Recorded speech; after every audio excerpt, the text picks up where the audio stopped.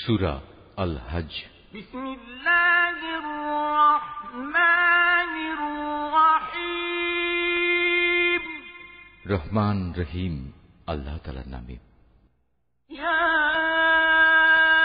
আইয়ুহান নাসু ইত্তাকু রাব্বাকুম ইন্না যালজালাতাস সাআতি শাইউন আযীম।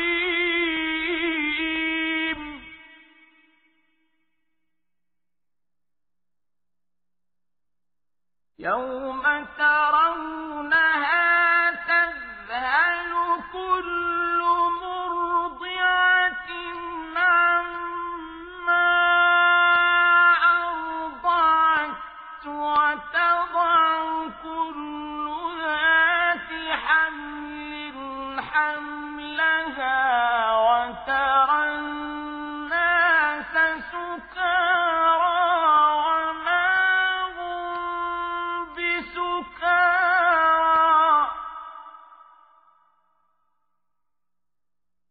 ওয়া তারান নাসা সুকারা ওয়া মা হুম বিসুকারা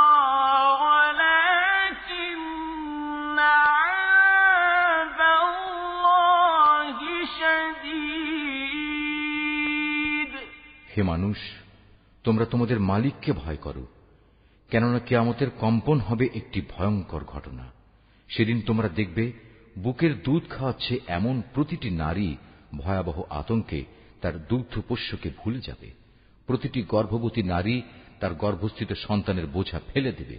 মানুষকে যখন তুমি দেখবে তখন তোমার মনে হবে তারা বুঝি কিছু নেশাগ্রস্ত মাতাল, কিন্তু তারা আসলে কেউই নেশাগ্রস্ত নয়, বরং এটা হচ্ছে এক ধরনের আযাব।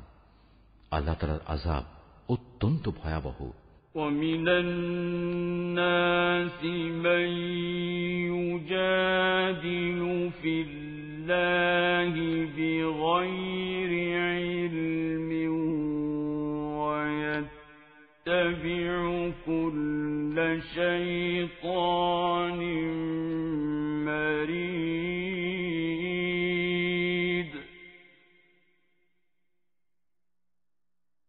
كُتِبَ عَلَيْهِ أَنَّهُ مَن تَوَلَّاهُ فَأَنَّهُ يُضِلُّهُ وَيَهْدِيهِ إِلَى عَذَابِ السَّعِيرِ।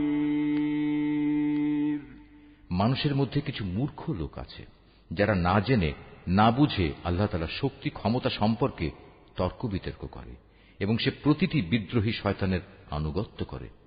অথচ তার উপর আল্লাহ তাআলার এ ফয়সালা তো হয়েই আছে যে যে কেউ তাকে বন্ধু হিসেবে গ্রহণ করবে সে নির্ঘাত গোমরা হয়ে যাবে, আর এ গোমরাহি তাকে জাহান্নামের প্রজ্বলিত আগুনের শাস্তির দিকে নিয়ে যাবে।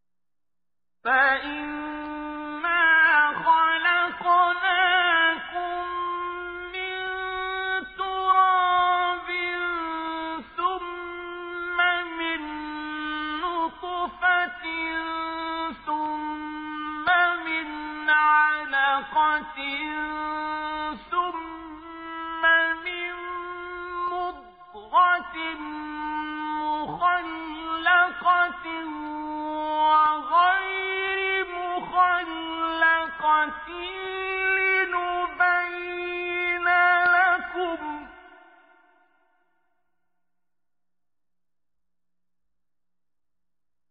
وَنُقِرُّ فِي الْأَرْحَامِ مَا نَشَاءُ إِلَىٰ أَجَلٍ مُّسَمًّى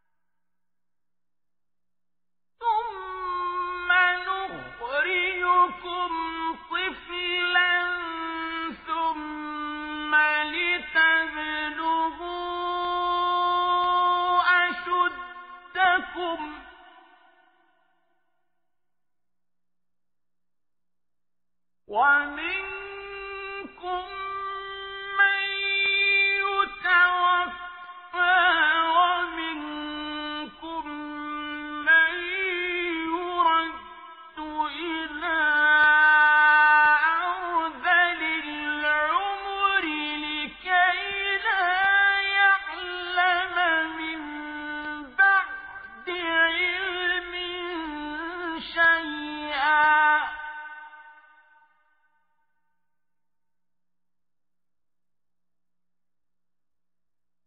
وترى الأرض هامدة فإذا أنزلنا عليها الماء اهتزت وربت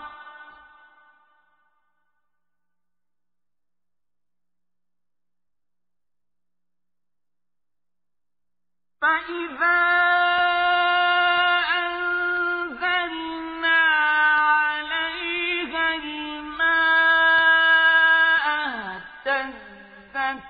وربت وأنبتت من كل زوج بهيج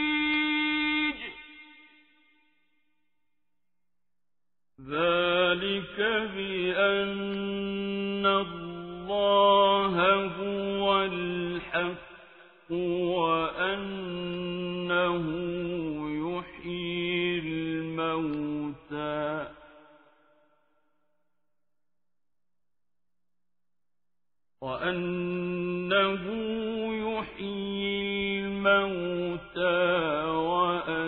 وأنه على كل شيء قدير হে মানুষ, পুনরুত্থান দিবস সম্পর্কে যদি তোমাদের মনে কোনো সন্দেহ থাকে, তাহলে তোমরা আমার সৃষ্টি প্রক্রিয়া ভেবে দেখো।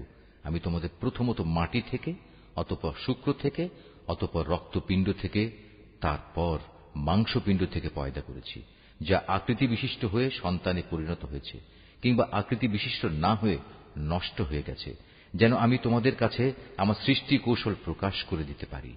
অতঃপর আরো লক্ষ্য করো, আমি শুক্র বিন্দু সমূহের মাঝে যাকে পূর্ণ মানুষ বানাতে চাই, তাকে জরায়ুতে একটি সুনির্দিষ্ট সময় পর্যন্ত অবস্থান করাই। অতঃপর আমি তোমাদের একটি শিশু হিসেবে সেখান থেকে বের করে আনি। অতঃপর তোমরা তোমাদের পূর্ণ যৌবনে পদার্পণ করো।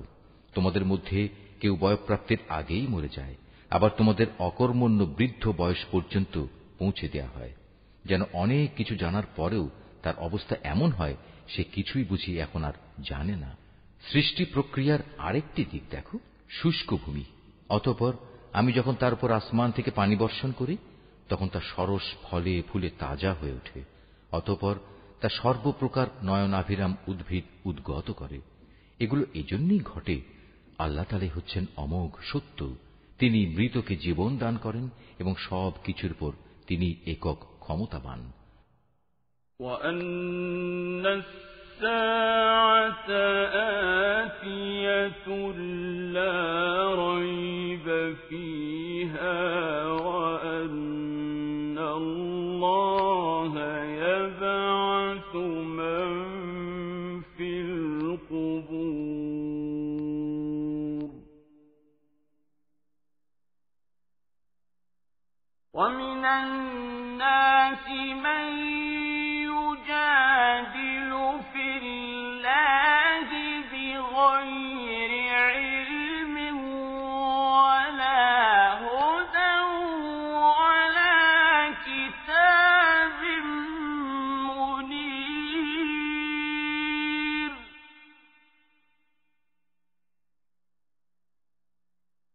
ثاني عطفه ليضل عن سبيل الله له في الدنيا خزي ونذيقه يوم القيامة عذاب الحريق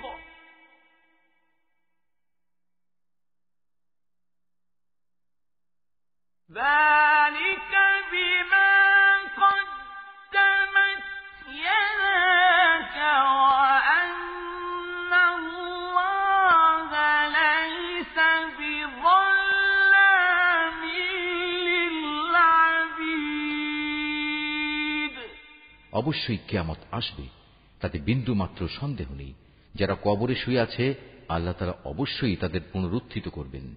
তারপরেও মানুষদের মধ্যে এমন কিছু আছে যে ব্যক্তি কোন রকম জ্ঞান, পথনির্দেশ ও দীপ্তিমান কেতাব প্রদত্ত তথ্য ছাড়াই আল্লাহ তাআলার ব্যাপারে ধৃষ্টতাপূর্ণ বিতণ্ডা শুরু করে, যাতে মানুষদের আল্লাহর পথ থেকে গোমরাহ করে দিতে পারে। যে ব্যক্তি এমন করে তার জন্য দুনিয়াতে রয়েছে লাঞ্ছনা ও অপমান। শুধু তাই নয়, কিয়ামতের দিন আমি তাকে জাহান্নামের আগুনের কঠিন শাস্তিও আস্বাদন করাবো। আমি তাকে বলবো, এ হচ্ছে তোমার সেই কর্মফল যা তোমার হাত দুটো আগেই এখানে পাঠিয়ে দিয়েছে। আর আল্লাহ তাআলা নিজ বান্দাদের প্রতি কখনো এত বড় জালেম নন। وَمِنَ النَّاسِ مَن يَعْبُدُ اللَّهَ عَلَى حَرْفٍ فَإِنْ أَصَابَهُ خَيْرٌ اطْمَأَنَّ بِهِ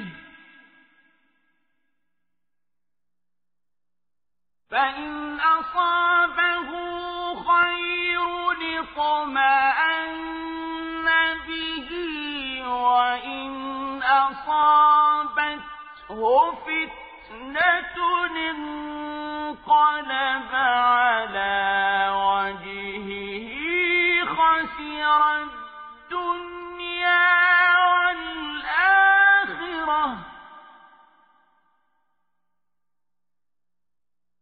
ذلك هو الخسران المبين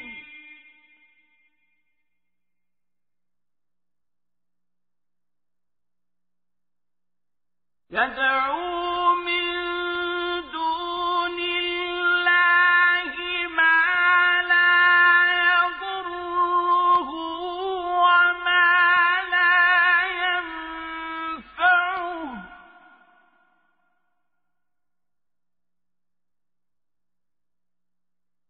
ذلك هو الضلال البعيد يدعو لمن ضره أقرب من نفعه لبئس المولى ولبئس العشير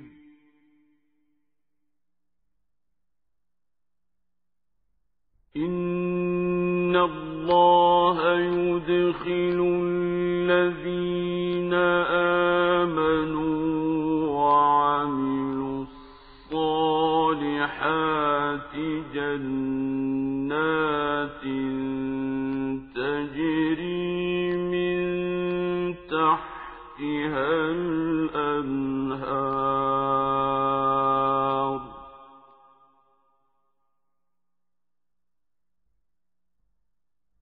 إن الله يفعل ما يريد মানুষের মধ্যে এমন কিছু আছে যে ঈমানের একান্ত প্রান্ত সীমার উপর থেকে আল্লাহ তাআলার ইবাদত করে। যদি এতে তার কোনো পার্থিব উপকার হয় তাহলে সে ঈমানের ব্যাপারে নিশ্চিত হয়ে যায়, কিন্তু যদি কোনো দুঃখ কষ্ট তাকে পেয়ে বসে তাহলে তার মুখ পুনরায় কুফরির দিকে ফিরে যায়। এভাবে সে দুনিয়াও হারায় এবং আখিরাতও হারায়। আর এটা হচ্ছে আসলেই এক সুস্পষ্ট ক্ষতি। এর নির্বোধ ব্যক্তিরা আল্লাহর বদলে এমন কিছুকে ডাকে যা তার কোনো অপকারও করতে পারে না, উপকারও করতে পারে না। এটা হচ্ছে এক চরমতম গোমরাহি। ওরা এমন কিছুকে ডাকে যার ক্ষতি তার উপকারের চেয়ে বেশি নিকটতর। কত নিকৃষ্ট এদের অভিভাবক, কত নিকৃষ্ট সে অভিভাবকের সহচর। পক্ষান্তরে যারা আল্লাহ তাআলার উপর ঈমান আনে এবং নেক কাজ করে, আল্লাহ তাআলা তাদের এমন এক জান্নাতে প্রবেশ করাবেন যার পাদদেশে সুপেয় ঝর্ণাধারা প্রবাহিত হবে। অবশ্যই আল্লাহ তাআলা যা চান তাই করেন। من كان يظن أن لن ينصره الله في الدنيا والآخرة فليمدد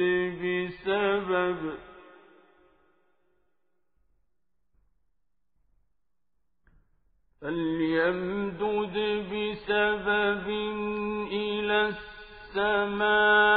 السماء ثم ليقطع فلينظر هل يذهبن كيده ما يغيظ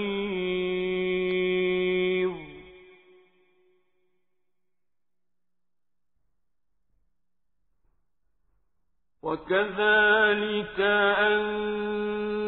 أنزلناه آيات بينات وأن الله يهدي من يريد।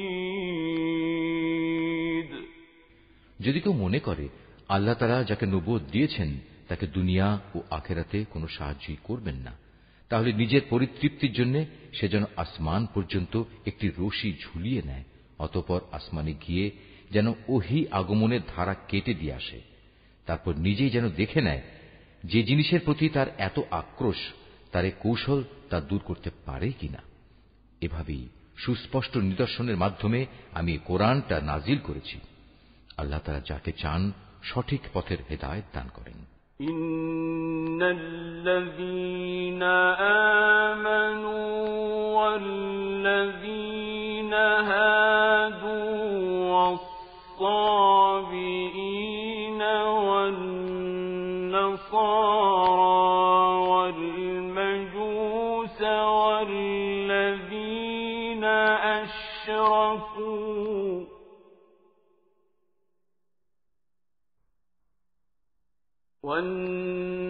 والنصارى والمجوس والذين أشركوا إن الله يفصل بينهم يوم القيامة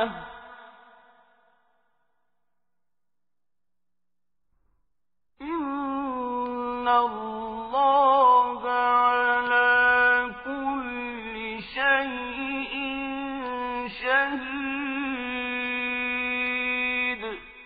যারা আল্লাহর উপর ঈমান এনেছে, যারা ইহুদি হয়ে গেছে, যারা ছিল সাবেঈ, যারা খ্রিস্টান ও অগ্নিপূজক, সর্বোপরি যারা আল্লাহর সাথে শিরক করেছে, কিয়ামতের দিন আল্লাহ তাআলা এদের সবার জান্নাত ও দোজখের ফয়সালা করে দেবেন। অবশ্যই আল্লাহ তাআলা প্রত্যেক বস্তুই পর্যবেক্ষণ করছেন। এই আয়াতটি যিনি তেলাওয়াত করবেন এবং যিনি এই আয়াতটির তেলাওয়াত শুনবেন তাদের সবাইকে এখানে একটি সাজদা আদায় করতে হবে। এটা ওয়াজিব। ألم تر أن الله يسجد له من في السماوات ومن في الأرض والشمس والقمر والنجوم والجبال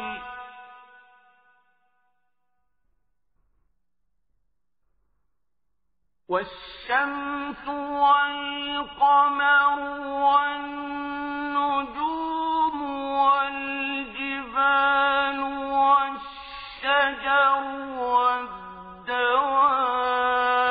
والدواب وكثير من الناس وكثير حق عليه العذاب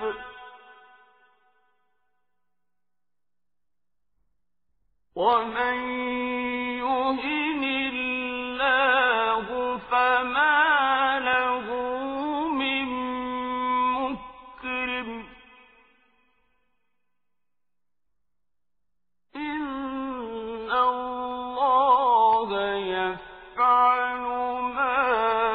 يشاء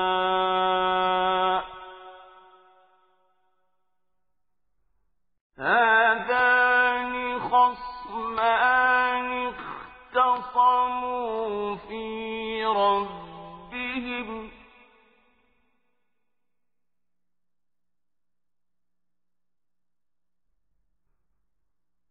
فالذين كفروا قطعت لهم ثياب من نار يصب من فوق رؤوسهم الحميم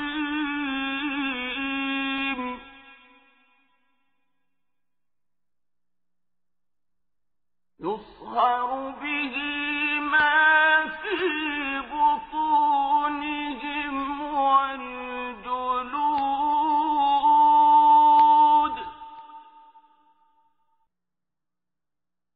ولهم مقامع من حديد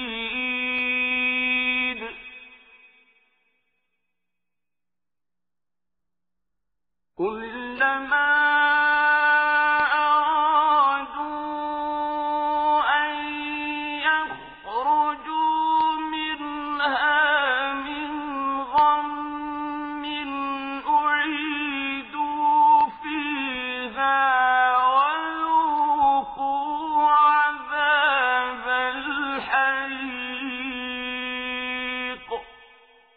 তুমি কি এই বিষয়টির প্রতি লক্ষ্য করনি?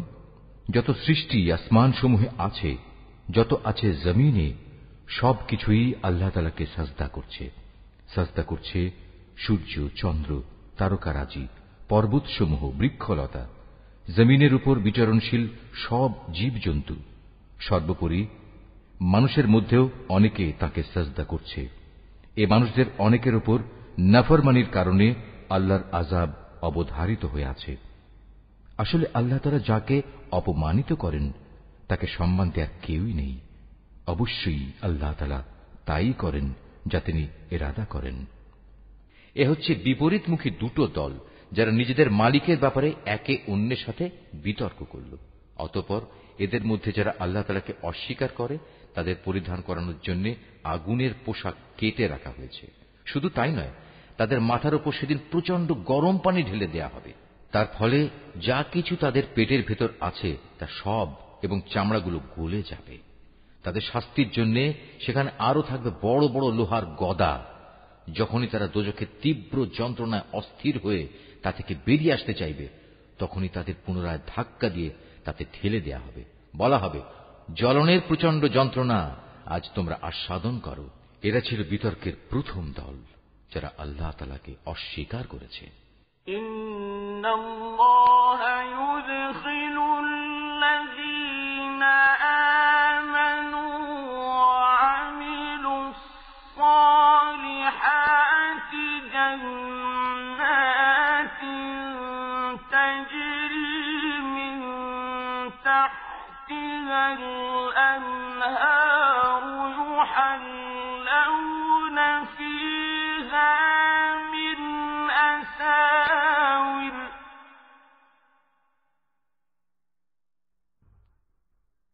يحلون فيها من أساور من ذهب ولؤلؤا ولباسهم فيها حرير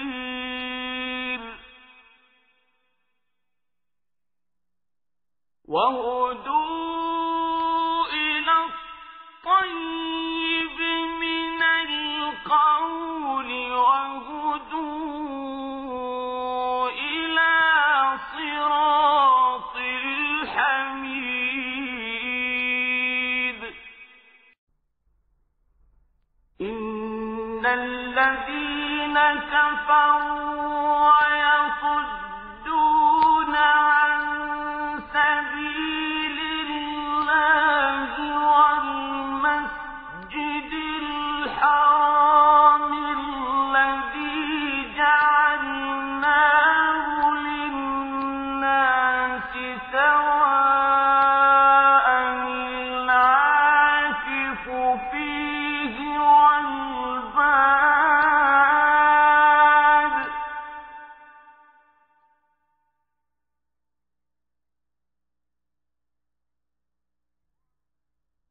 ومن يرد فيه بإلحاد بظلم نذقه من عذاب أليم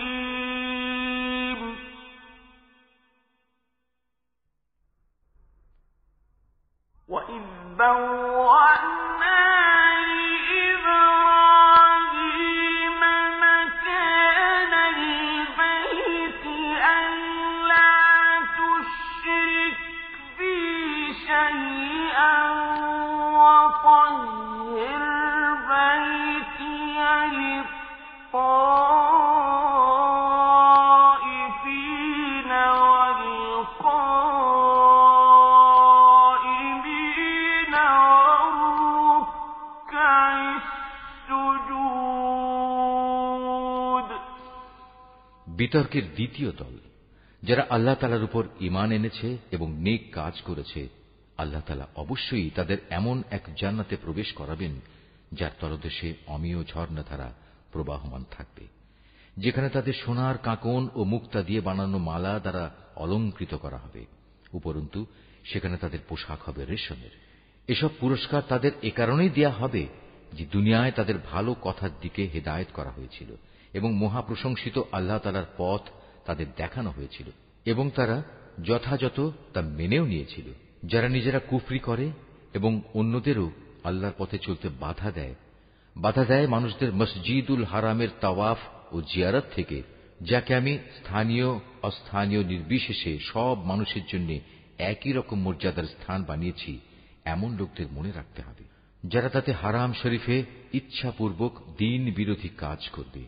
আমিও তাদের সবাইকে কঠিন আযাব আস্বাদন করাবো। হে নবী, স্মরণ করো যখন আমি ইব্রাহিমকে এ কাবা ঘর নির্মাণের জন্য স্থান ঠিক করে দিয়েছিলাম, তখন তাকে আদেশ দিয়েছিলাম, আমার সাথে অন্য কাউকে শরীক করো না। আমার এ ঘরকে তাদের জন্য পবিত্র রেখো, যারা এর তাওয়াফ করবে, যারা এখানে নামাজের জন্য দাঁড়াবে, রুকু করবে, সাজদা করবে।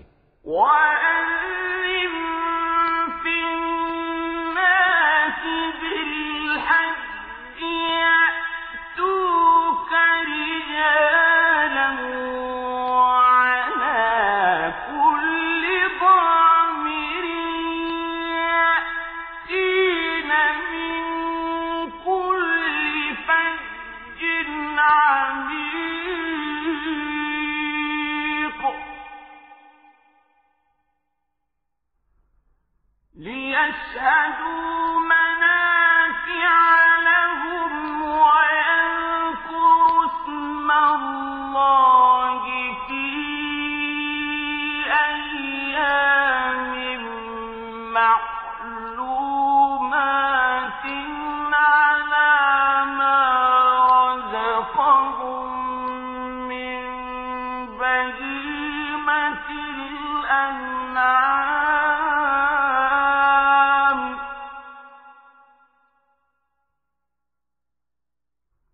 فكلوا منها وأطعموا البائس الفقير তাকে আরো আদেশ দিয়েছিলাম, তুমি মানুষদের মাঝে হজের ঘোষণা প্রচার করে দাও, যাতে করে তারা তোমার কাছে পায়ে হেঁটে ও সর্বপ্রকার দুর্বল উটের পিঠে আরোহণ করে ছুটে আসে দূর দূরান্তের পথ অতিক্রম করে, যাতে করে তারা তাদের নিজেদেরই ফায়দার জন্য সময় মতো এখানে এসে হাজির হয় এবং নির্দিষ্ট দিনসমূহে কোরবানি করার সময় তার উপর আল্লাহ তাআলার নাম নেয়, যা তিনি তোমাদের দান করেছেন। অতঃপর কোরবানির এ গোশত থেকে কিছু তোমরা নিজেরা খাবে, দুস্থ এবং অভাবগ্রস্তদেরও তার কিছু অংশ দিয়ে আহার করাবে। ثم ليقضوا تفثهم وليوفوا نذورهم وليطوفوا بالبيت العتيق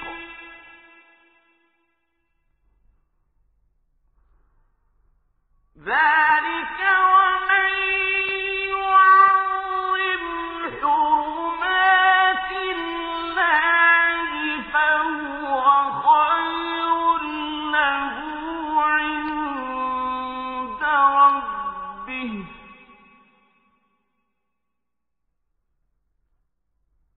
وأحلت لكم الأنعام إلا ما يتلى عليكم فاجتنبوا الرجس من الأوثان واجتنبوا قول الزور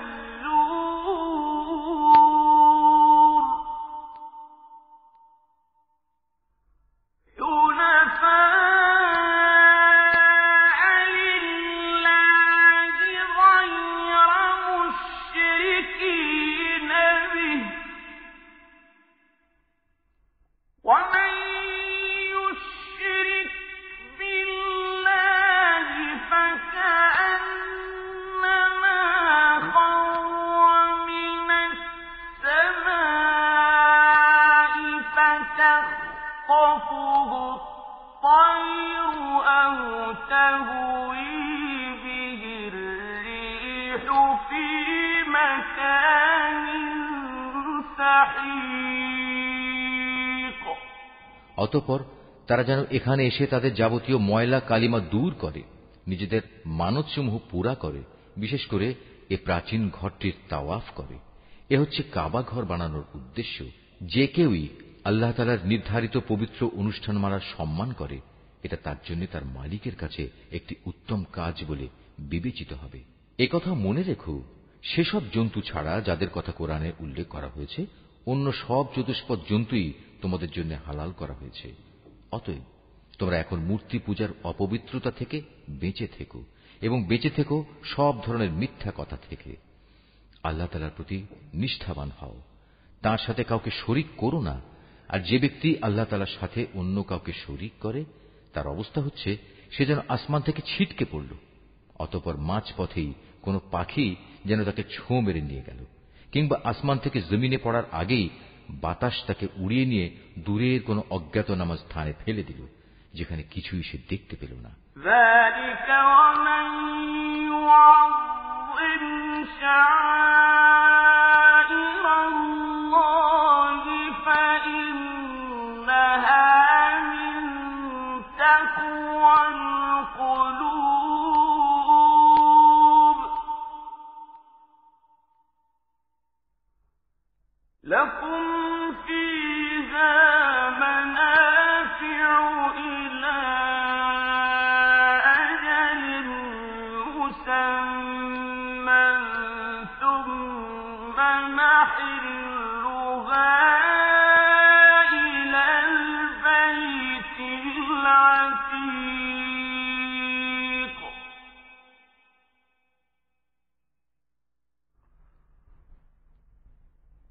ولكل أمة جعلنا منسكا ليذكروا اسم الله على ما رزقهم من بهيمة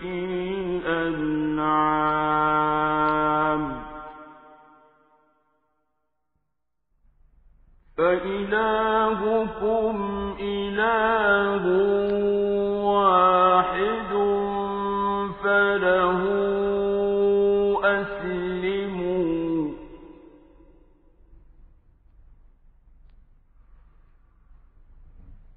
وبشر المخبتين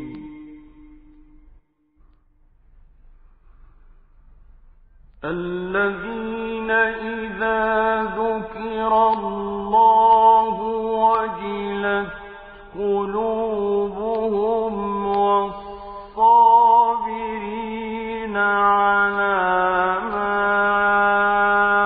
أصابهم والمقيم الصلاة ومما رزقناهم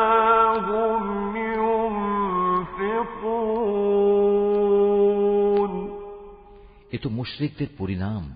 অপরদিকে কেউ আল্লাহ তাআলার নিদর্শন সমূহকে সম্মান করলে তা তার অন্তরের পরহেজগারির মধ্যেই শামিল হবে।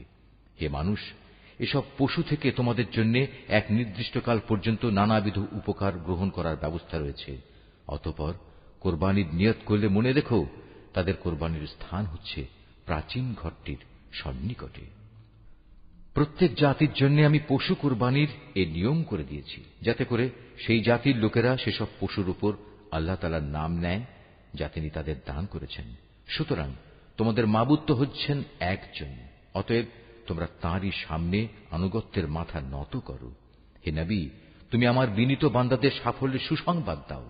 এ বিনীত বান্দা হচ্ছে তারা যাদের সামনে আল্লাহ তাআলার নাম স্মরণ করা হলে ভয়ে তাদের অন্তরাত্মা কেঁপে ওঠে।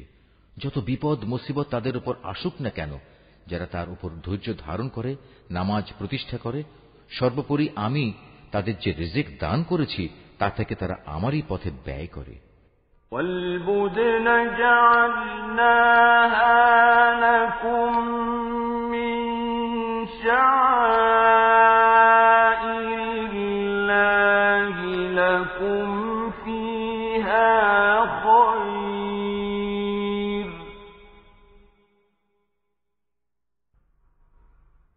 فاذكروا اسم الله عليها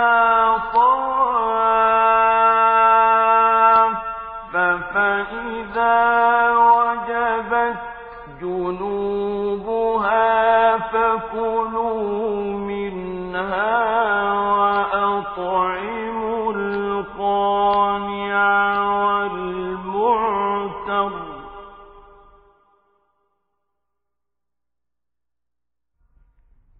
كذلك سخرناها لكم لعلكم تشكرون। আমি তোমাদের জন্য কোরবানির উটগুলোকে আল্লাহ তাআলার নির্ধারিত নিদর্শন সমূহের মধ্যে শামিল করেছি। এতেই তোমাদের যাবতীয় মঙ্গল নিহিত রয়েছে। অতএব কোরবানি করার সময় তাদের সারিবদ্ধভাবে দাঁড় করিয়ে তাদের উপর আল্লাহ তাআলার নাম নাও। অতঃপর জবাই শেষে তা যখন একদিকে পড়ে যায়, তখন তোমরা তার গোশত থেকে নিজেরা খাও, যারা এমনিই আল্লাহর রিজিকে সন্তুষ্ট আছে তাদের, এবং যারা তোমার কাছে সাহায্য প্রার্থী হয় এদের সবাইকে খাওয়াও। এভাবেই আমি এদের তোমাদের অধীন করে দিয়েছি, যাতে তোমরা এজন্য আল্লাহ তাআলার শুকর আদায় করতে পারো। لن ينال الله لحومها ولا دماؤها ولكن يناله التقوى منكم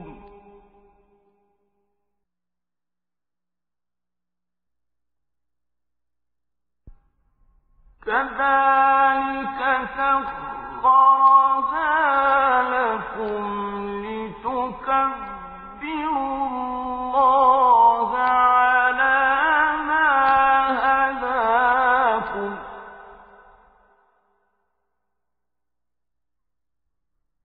وبشر المحسنين إن الله يدافع عن الذين آمنوا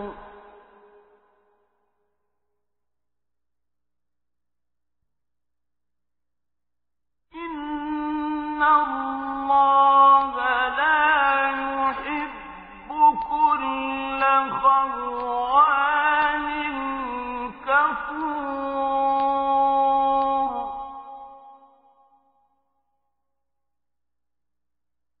أذن للذين يقاتلون بأنهم ظلموا وإن الله على نصرهم لقدير। আল্লাহ তাআলার কাছে কখনো কোরবানির গোশত ও রক্ত পৌঁছায় না, হ্যাঁ তার কাছে তোমাদের তাকওয়াটুকুই পৌঁছায়। এভাবে আল্লাহ তাআলা এদের তোমাদের অধীন করে দিয়েছেন, যাতে যে দিনের পথ তিনি তোমাদের দেখিয়ে দিয়েছেন তার সে উপকারের জন্য তোমরা তার মাহাত্ম্য বর্ণনা করতে পারো। হে নবী, নিষ্ঠার সাথে যারা নেক কাজ করে তুমি তাদের জান্নাতের সুসংবাদ দাও। যারা আল্লাহ তাআলার উপর ঈমান আনে আল্লাহ তাআলাই তাদের জালেমদের থেকে রক্ষা করেন। এতে সন্দেহ নেই আল্লাহ তাআলা কখনো বিশ্বাসঘাতক ও নাশকর বান্দাকে ভালোবাসেন না। যাদের বিরুদ্ধে কাফেরদের পক্ষ থেকে যুদ্ধ চালানো হচ্ছিল তাদেরও এখন যুদ্ধ করার অনুমতি দেয়া গেল, কেননা তাদের উপর সত্যি জুলুম করা হচ্ছিল। নিঃসন্দেহে আল্লাহ তাআলা এ মজলুমদের সাহায্য করতে সম্পূর্ণ সক্ষম।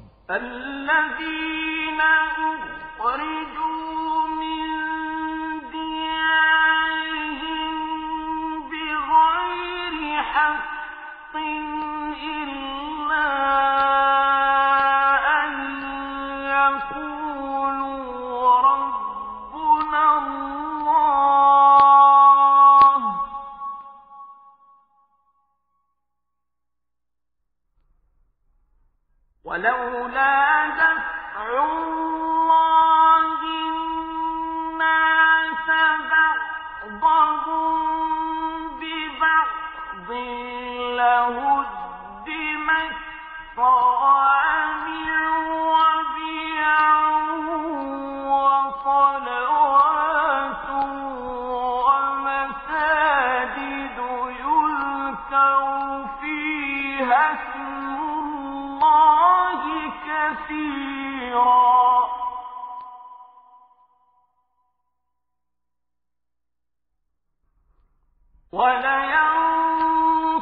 ولينصرن الله من ينصره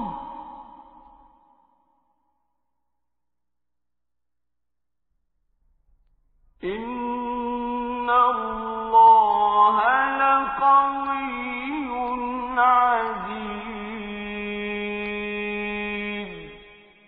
এরা হচ্ছে কতিপয় মজলুম মানুষ যাদের অন্যায়ভাবে নিজেদের ঘর বাড়ি থেকে বের করে দেয়া হয়েছে শুধু এই কারণে যে তারা বলেছিল আমাদের মালিক হচ্ছেন আল্লাহ তাআলা।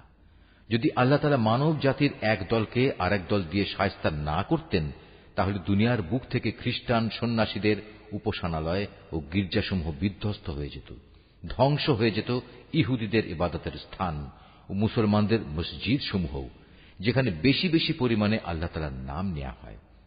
আল্লাহ তাআলা অবশ্যই তাকে সাহায্য করেন, যে আল্লাহ তাআলা দ্বীনে সাহায্য করে অবশ্যই আল্লাহ তাআলা শক্তিমান ও পরাক্রমশালী।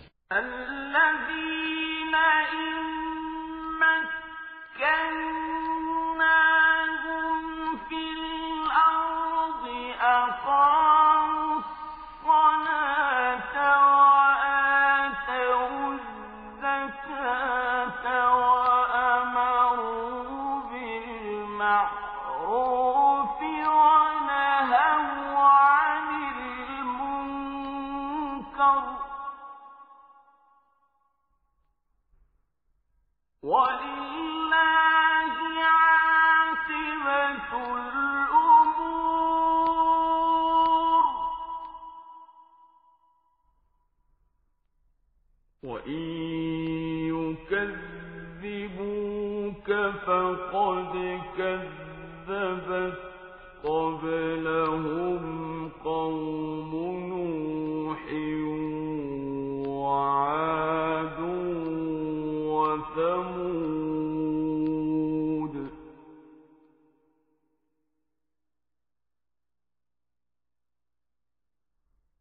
وقوم إبراهيم وقوم لوط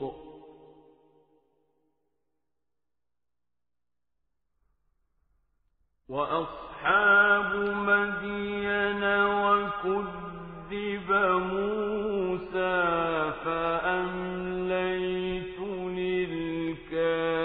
للكافرين ثم أخذتهم فكيف كان نكير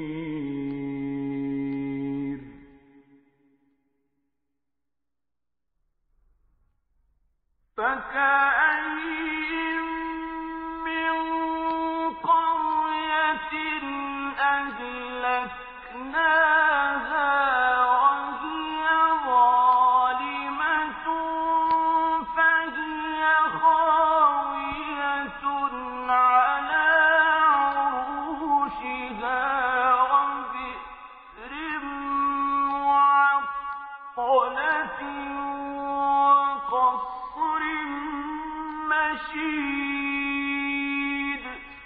আমি যদি এ মুসলমানদের আমার জমিনে রাজনৈতিক প্রতিষ্ঠা দান করি, তাহলে তারা প্রথমে নামাজ প্রতিষ্ঠা করবে, দ্বিতীয়ত জাকাত আদায়ের ব্যবস্থা করবে, আর নাগরিকদের তারা সৎ কাজের আদেশ দেবে এবং মন্দ কাজ থেকে বিরত রাখবে। তবে অবশ্য সব কাজের চূড়ান্ত পরিণতি একান্তভাবে আল্লাহ তাআলারই এখতিয়ারভুক্ত। হে নবী, এই লোকেরা যদি তোমাকে মিথ্যা সাব্যস্ত করে তাতে তোমার উদ্বেগের কিছুই নেই। এদের আগের নূহের জাতি আদ ও সামুদের লোকেরাও তাদের নবীদের মিথ্যা সাব্যস্ত করেছিল। ইব্রাহিমের জাতি এবং লূতের জাতিও তাই করেছিল। আরো করেছে মাদিয়ানের অধিবাসীরা। মুসাকেও মিথ্যাবাদী বলা হয়েছে। তারপরেও আমি এ কাফেরদের ঢিল দিয়ে রেখেছিলাম। অতঃপর সময় এসে গেলে আমি তাদের ভীষণভাবে পাকড়াও করেছি। কি ভয়ঙ্কর ছিল আমার সে আযাব! আমি ধ্বংস করেছি আরো অনেক জনপদ যার অধিবাসীরা ছিল জালেম। অতঃপর তা বিধ্বস্ত হয়ে মুখ থুবড়ে পড়ে থাকল। কত কূপ পরিত্যক্ত হয়ে পড়ল, কত শখের সুন্দর প্রাসাদ বিরান হয়ে ধ্বংসস্তূপে পরিণত হয়ে গেল। أفلم يسيروا في الأرض فتكون لهم قلوب يعقلون بها أو آذان يسمعون بها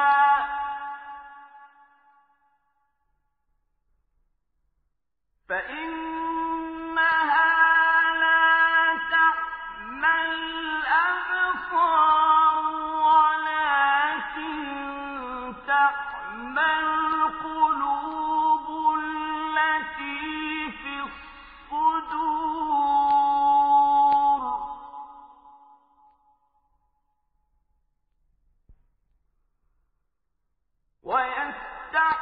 ويستعجلونك بالعذاب ولن يخلف الله وعده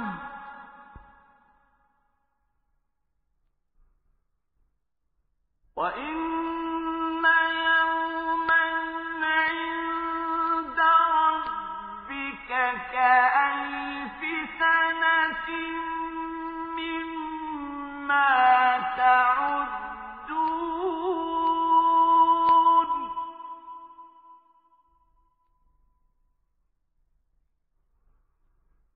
وكأين من قرية أمليت لها وهي ظالمة ثم أخذتها وإلي المصير قل يا أيها الناس إنما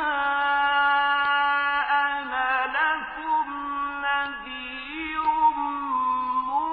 مبين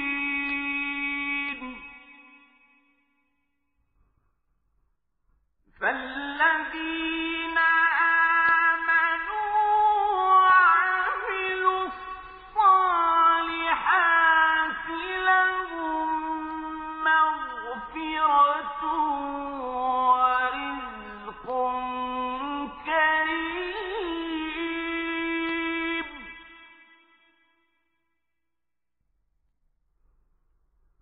والذين سعوا في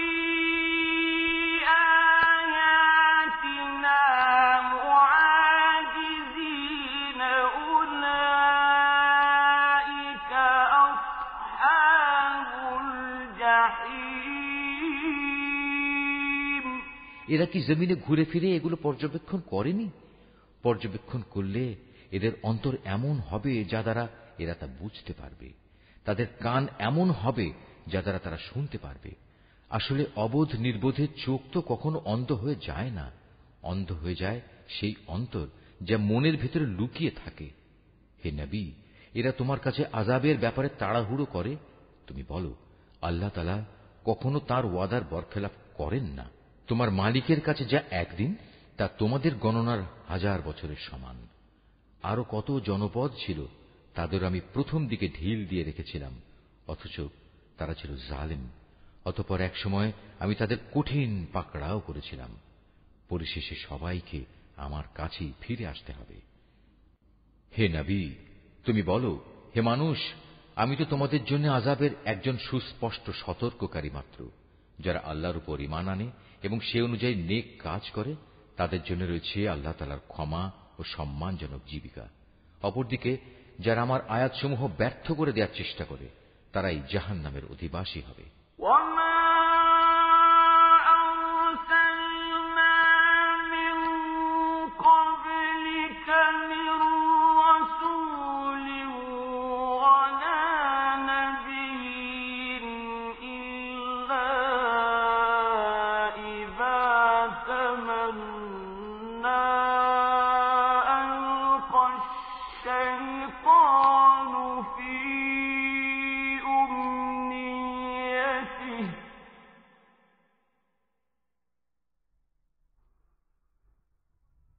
ألقى الشيطان في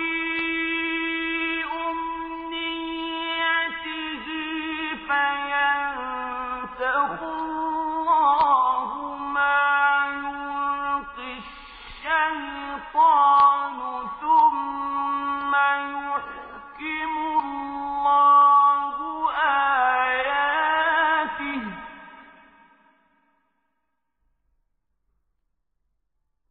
والله عليم حكيم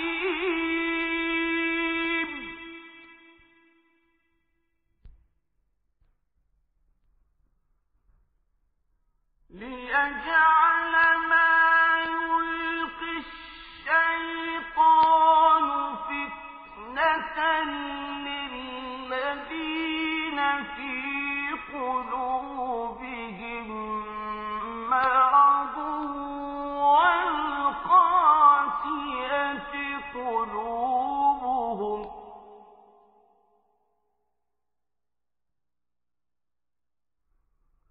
وإن الظالمين لفي شقاق بعيد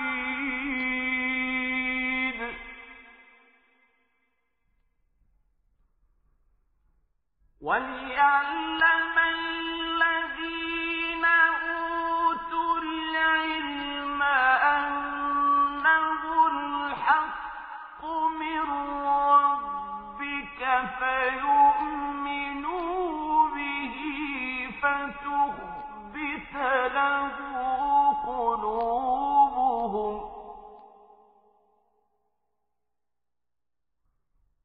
وإن الله لهادي الذين آمنوا إلى صراط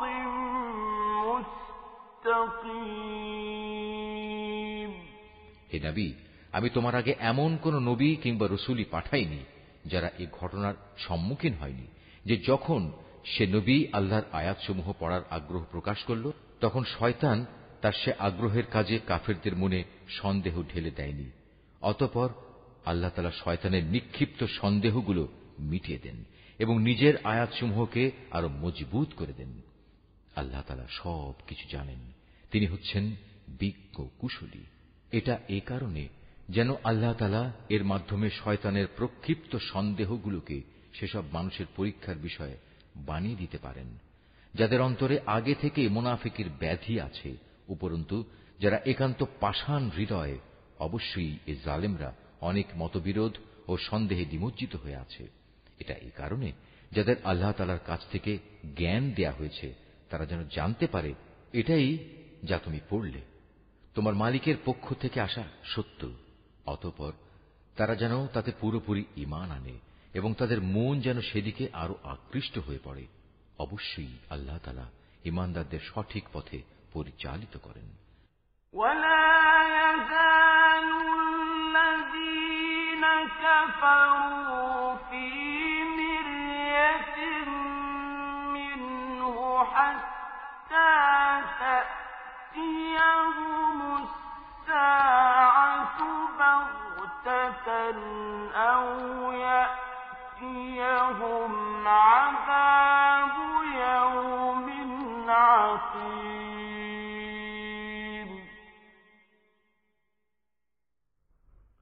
الملك يومئذ لله يحكم بينهم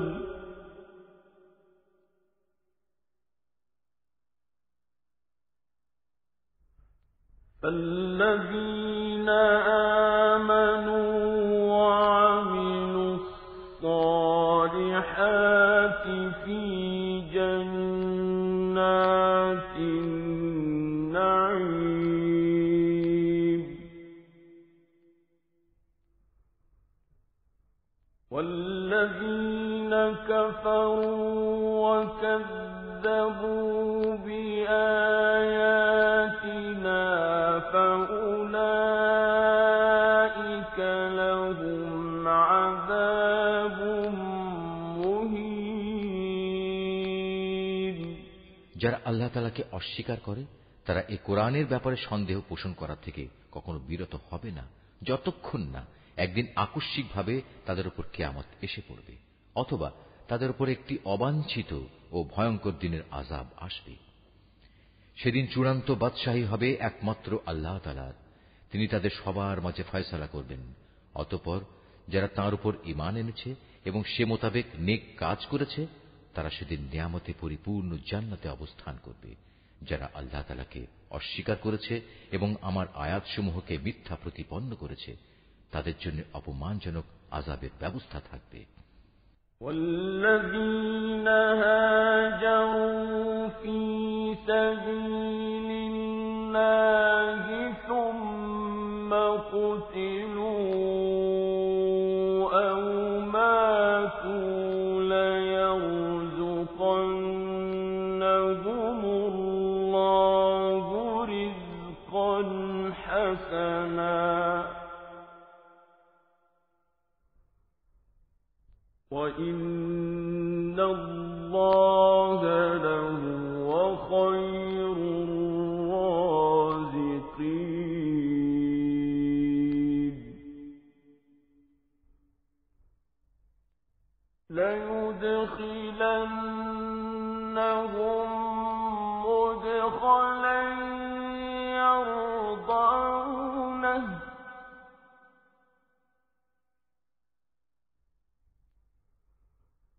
وَإِنَّ اللَّهَ لَعَلِيمٌ حَلِيمٌ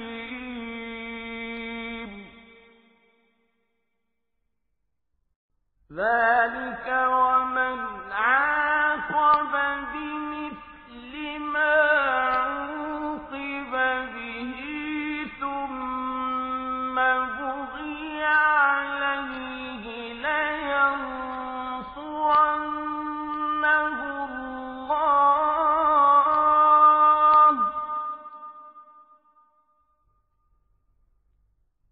إِنَّ اللَّهَ لَعَفُوٌّ غَفُورٌ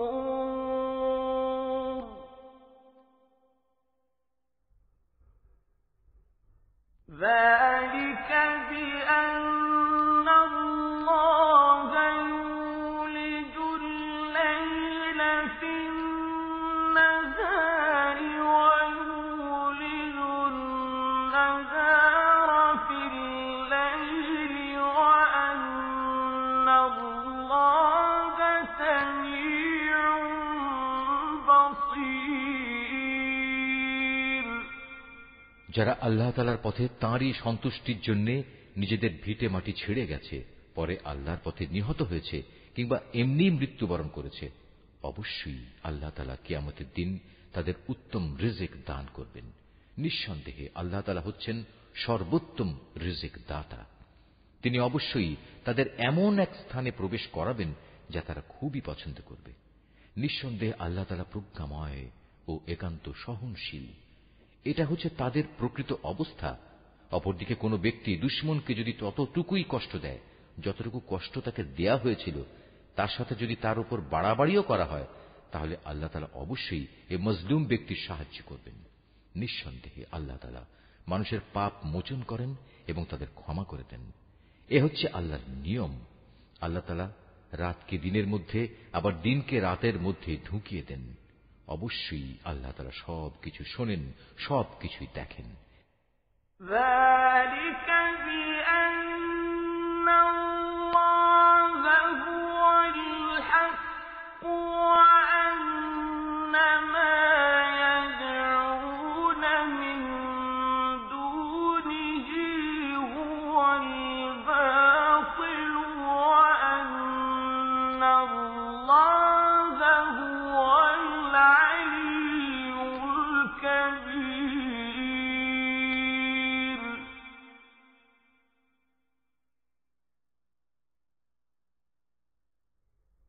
ألم تر أن الله أنزل من السماء ماء فتصبح الأرض مخضرة إن الله لطيف خبير.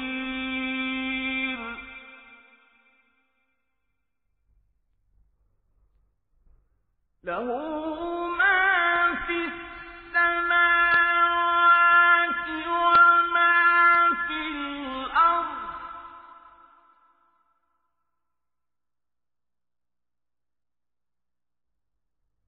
وإن الله لهو الغني الحميد. এটা হচ্ছে আল্লাহর নিয়ম। আল্লাহ তাআলাই হচ্ছেন একমাত্র সত্য। প্রয়োজন পূরণের জন্য যাদের এরা আল্লাহ তাআলার বদলে ডাকে তা সম্পূর্ণ বাতিল ও মিথ্যা, এবং আল্লাহ তাআলাই হচ্ছেন সমুচ্চ, তিনিই হচ্ছেন মহান। তুমি কি তাকিয়ে দেখোনি আল্লাহ তাআলা কিভাবে আসমান থেকে পানি বর্ষণ করেন, অতঃপর এ পানি পেয়ে জমিন সবুজ শ্যামল হয়ে ওঠে? নিশ্চয়ই আল্লাহ তাআলা স্নেহপরায়ণ। তিনি তাদের যাবতীয় সূক্ষ্ম বিষয়ের খবর রাখেন। আসমান সমূহ ও জমিনে যেখানে যা কিছু আছে সবই তাঁর জন্য। আল্লাহ তাআলা হচ্ছেন সব ধরনের অভাব মুক্ত ও যাবতীয় প্রশংসার একমাত্র মালিক। ألم تر أن الله سخر لكم ما في الأرض والفلك تجري في البحر بأمره ويمسك السماء أن تقع على الأرض إلا بإذنه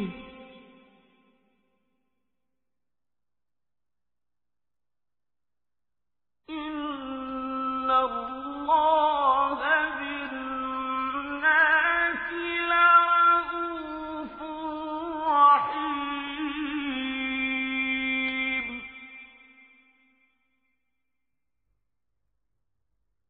وهو الذي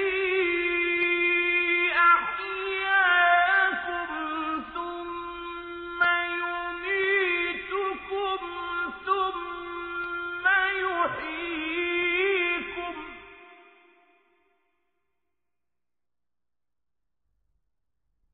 إن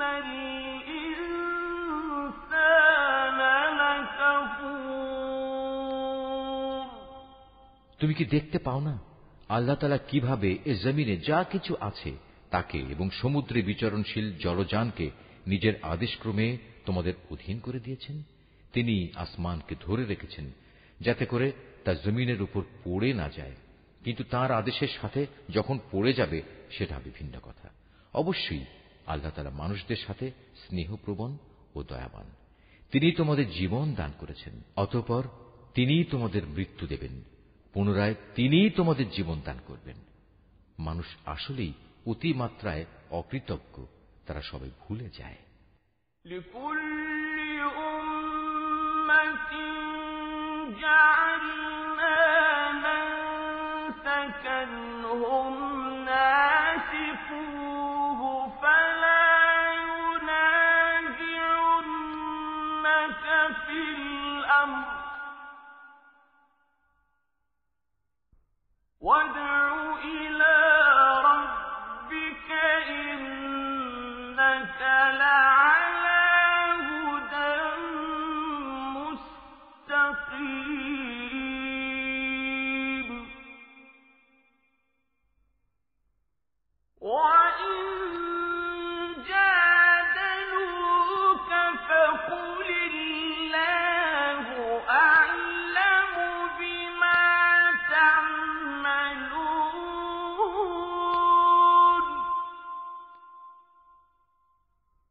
الله يحكم بينكم يوم القيامة فيما كنتم فيه تختلفون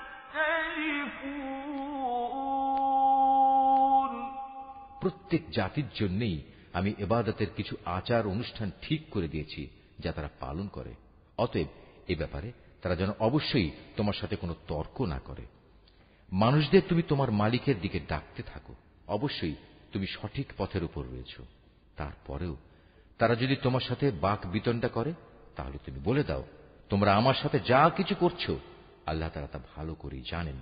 তোমরা যেসব বিষয় নিয়ে নিজেদের মধ্যে মতবিরোধ করছো, কিয়ামতের দিন আল্লাহ তাআলা তোমাদের মধ্যকার সেসব বিষয়ের চূড়ান্ত ফয়সালা করে দেবেন।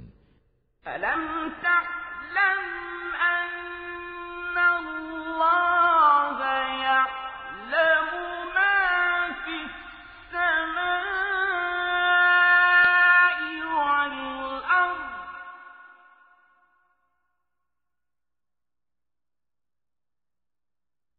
إن ذلك في كتاب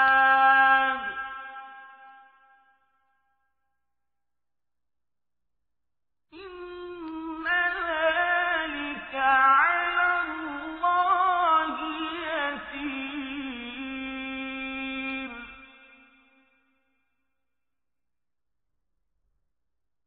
ويعبدون من دون الله ما لم ينزل به سلطانا وما ليس لهم به علم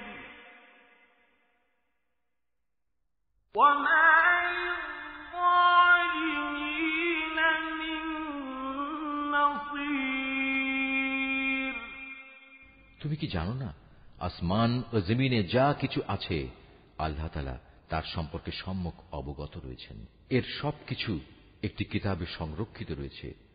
এই সংরক্ষণ প্রক্রিয়াটা আল্লাহ তাআলার কাছে অত্যন্ত সহজ একটি কাজ। তারপরেও তারা আল্লাহ তাআলাকে বাদ দিয়ে এমন সবকিছুর গোলামি করে যার সমর্থনে আল্লাহ তাআলা কোনো দলিল প্রমাণ নাজিল করেননি এবং যে ব্যাপারে তাদের নিজেদের কাছেও কোনো জ্ঞান নেই। বস্তুত সীমা লঙ্ঘনকারীদের জন্য কিয়ামতের দিন কোনোই সাহায্যকারী থাকবে না। وَإِذَا تُتْلَى عَلَيْهِمْ آيَاتُنَا بَيِّنَاتٍ تَعْرِفُ فِي وُجُوهِ الَّذِينَ كَفَرُوا الْمُنكَرَ يَكَادُونَ يَسْطُونَ بِالَّذِينَ يَتْلُونَ عَلَيْهِمْ آيَاتِنَا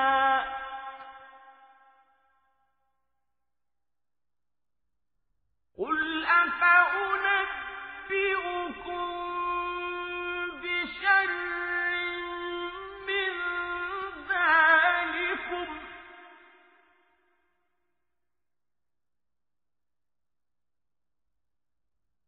النَّارُ وَعَدَهَا اللَّهُ الَّذِينَ كَفَرُوا وَبِئْسَ الْمَصِيرُ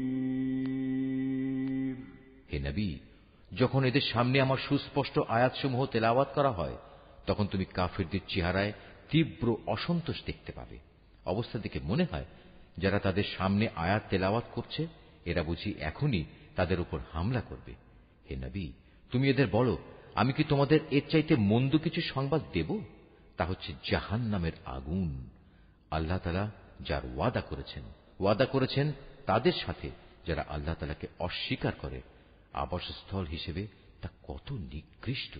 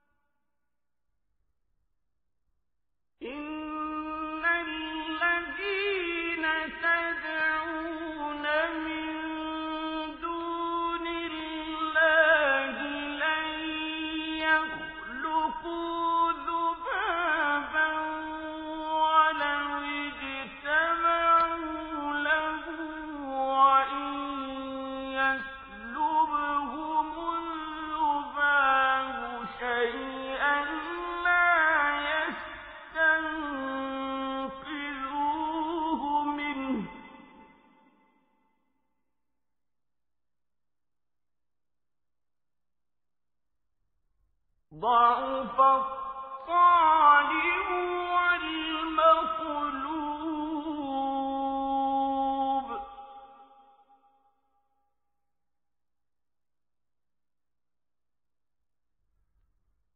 ما قدر الله حق قدره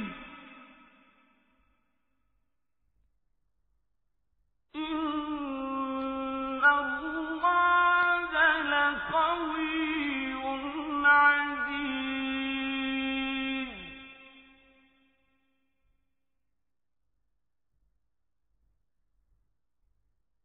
الله يصطفي من الملائكة رسلا ومن الناس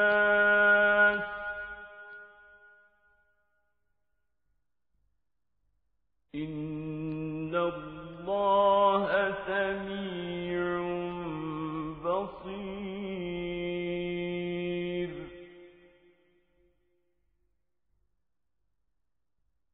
يعلم ما بين أيديهم وما خلفهم